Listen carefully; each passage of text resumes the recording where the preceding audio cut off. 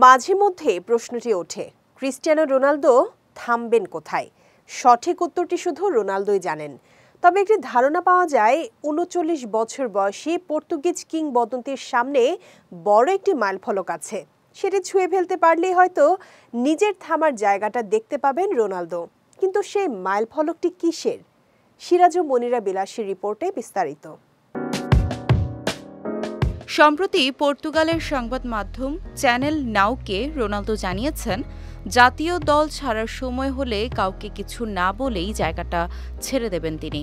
তবে club football থেকে কবে সরে দাঁড়াবেন সে বিষয়ে মুখ খোলেননি রোনালদো।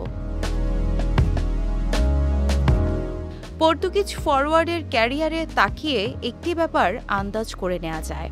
জাতীয় দল ও ক্লাব ফুটবলে প্রায় সবকিছু জিতে নেওয়া রোনালদোর সামনে এখন ওই একটাই লক্ষ্য, আর সেটি হলো ১,০০০ গোলের মাইলফলক ছোঁয়া। ম্যানচেস্টার ইউনাইটেডে নিজের সাবেক সতীর্থ রিও ফার্দিনান্দকে এমনটি নাকি বলেছেন আল নাসর তারকা। অবশ্য রোনালদো নিজ মুখে কথা না বললেও হয়তো ব্যাপারটি অনেকেই আন্দাজ করে নিয়েছেন। ক্লাব ও জাতীয় দল মিলিয়ে রোনালদোর ক্যারিয়ারে গোল সংখ্যা বর্তমানে ৮৯৯টি।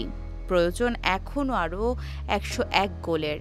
এটি CR7-এর কাছে আপাতত সবচেয়ে গুরুত্বপূর্ণ। রোনালদো ধারণা করেছেন ৪১ বছর বয়সের মধ্যে ১,০০০ গোলের মাইল ফলকের দেখা পেতে পারেন তিনি। চোটে না পড়লে এটাই তার কাছে সবচেয়ে গুরুত্বপূর্ণ। প্রথমে ৯০০ গোল, তারপরের চ্যালেঞ্জ ১,০০০ গোল করা। রোনালদো জানেন তার আর বেশি সময় নেই, দ্রুতই হয়তো অবসর নিতে হবে তাকে। তবে সেই চূড়ান্ত সময়টি কবে তা এখনও জানেন না তিনি।